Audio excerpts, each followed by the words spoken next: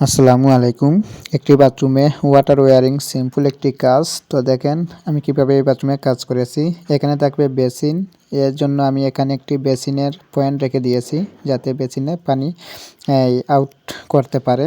তো এই যে দেখতেছেন এবং এইদিকে লাইনটা আসছে, এইদিকে এসে এখানে থাকবে বাংলা কমেট। বাংলা কমেটের জন্য এখানে বদনির একটি টেপ দিয়েছি এবং এখানে আমার ডব উঠে যাবে।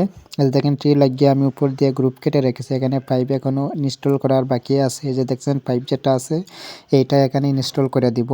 উপরে ডপ উঠে যাবে পানিটা ইন হওয়ার জন্য এবং এইখানে হচ্ছে লো ডাউনের পয়েন্ট যাতে ফ্লাশ করতে পারে এবং এইদিকে লাইনটা আসছে। এদিকে এসে এখানে একটি বালতির টেপ দিয়েছি, বাথ টেপ, এবং তার নিচে একটা আমি পয়েন্ট রেখে দিয়েছি এখানে যাতে পুশ শাওয়ার ব্যবহার করতে পারে। মালিক বলে দিয়েছে এই জন্য আমি এখানে একটি পয়েন্ট রেখে দিয়েছি। তো কেমন হয়েছে অবশ্যই কমেন্ট করে জানাবেন এবং লাইক কমেন্ট শেয়ার করবেন। পেজটি ফলো দিয়ে সাথে থাকবেন।